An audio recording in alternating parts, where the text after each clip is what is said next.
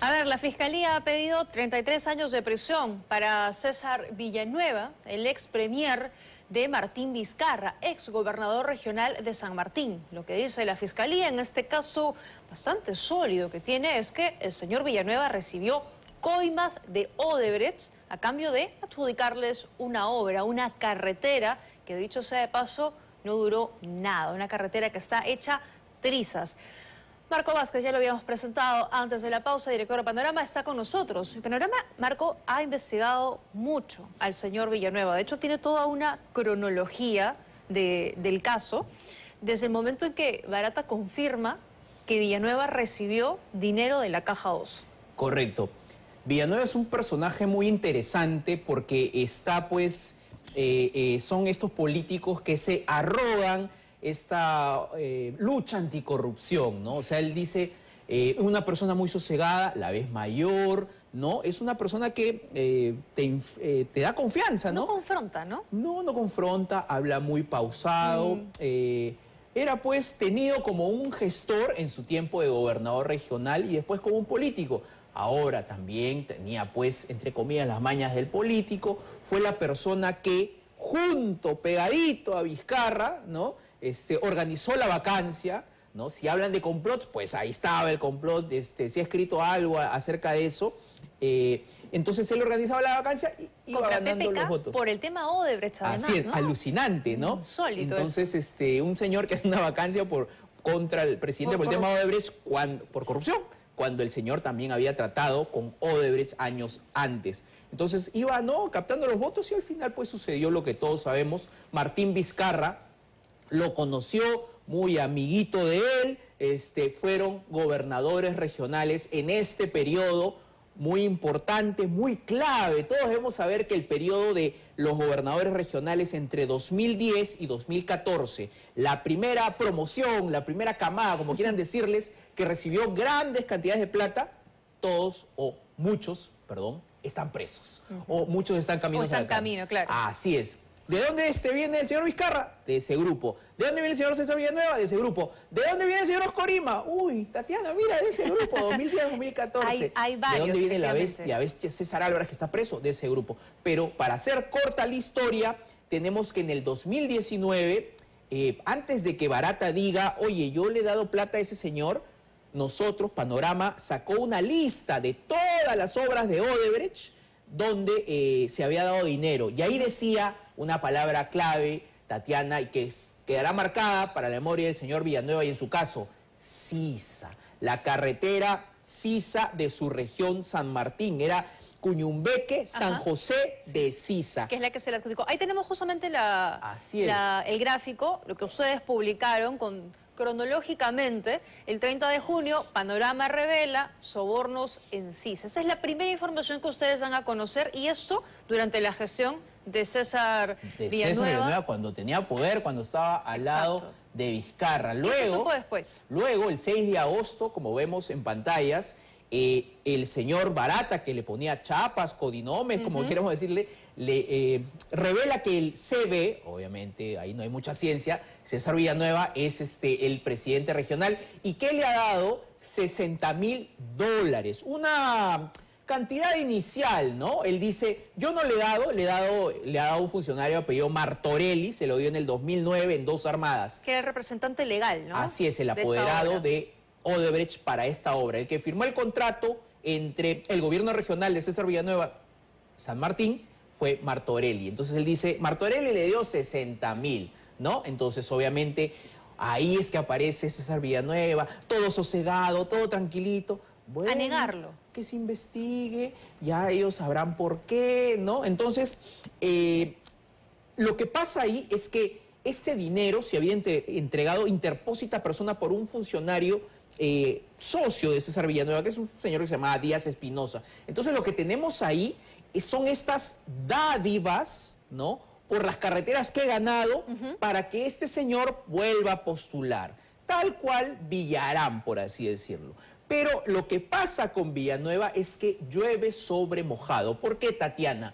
Porque aparece un nuevo colaborador, funcionario del MTC, se autoincrimina, dice, yo he recibido de Odebrecht y voy a contar, señor fiscal, por qué recibí de Odebrecht. Y en sencillo dice así, yo, ¿no?, por encargo de Odebrecht, realicé las bases para esa carretera Sisa de 100 millones. Al final acabó costando como 130 millones de soles. Sí, casi. Y el tema es que esas bases, según tengo entendido, estaban pensadas solo para que Odebrecht las pudiese cumplir. Así es. Este funcionario o exfuncionario del MTC, ¿no?, Odebrecht, lo capta, ¿no? Le dice, oye, qué bonito trabajas, vente a trabajar conmigo. Le hace crear una organización y esta organización asesora, trabaja de la mano con el gobierno regional, con el conocimiento de César Villanueva para elaborar las bases de esta carretera Sisa, ¿no?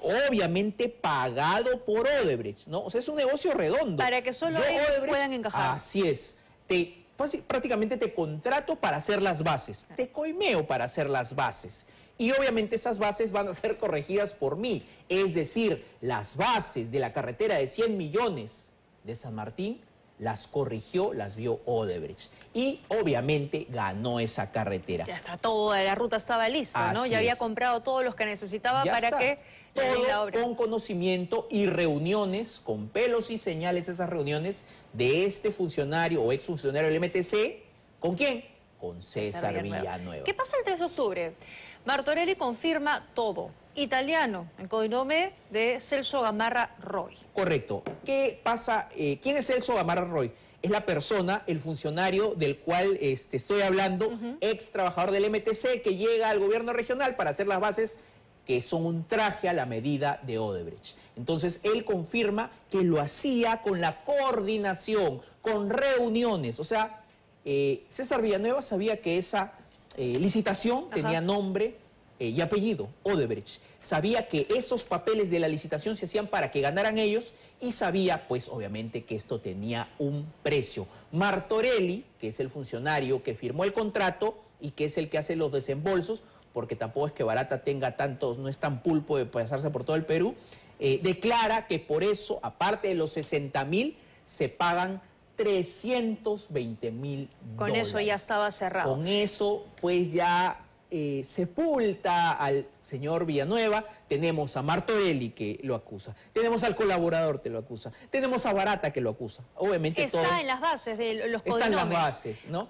Están los papeles. Y ahí se llega a hacer la obra, efectivamente. Odebrecht hace esa carretera, una carretera que luego ustedes también han ido a la zona y han podido comprobar que está en pésimas condiciones y que no duró ni un año. Así es, fuimos a toda la carretera, tocamos el pavimento y lo sacábamos con las manos. Eso era increíble. ¿No? O sea, eso era increíble. O sea, una obra de papel. Así es, encima de que estaba sobrevalorada porque el precio va a ser a 100 millones y terminó en más de 130 millones.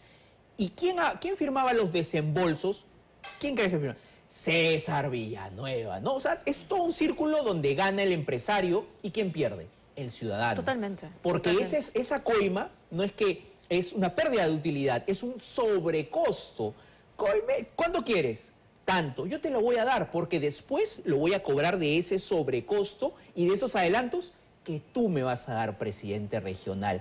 Ese a grandes rasgos es la teoría fiscal que involucra a funcionarios y a personas que los indican directamente al tranquilo, sosegado, amigo de Vizcarra, César Villanueva. ¿Y cuál es la situación de César Villanueva en ese caso? Porque nos has contado lo que la Fiscalía tiene un caso bastante sólido hasta ese momento. Está pidiendo más de 33 años de cárcel para él y otras 20 personas involucradas. Estamos hablando también de otras personas que tenían conocimiento. Todos son funcionarios pues del gobierno regional y alrededor. Nunca hay que olvidar, Tatiana, que este señor llegó a la prisión preventiva por lo siguiente. Tú sabes que la prisión preventiva la define el peligro procesal. Si tú obstruyes a la justicia y estás investigado, te puedes ir a la cárcel preventivamente. ¿Qué pasó en el 2019? Ya hace 4 años. ¿Cuánto?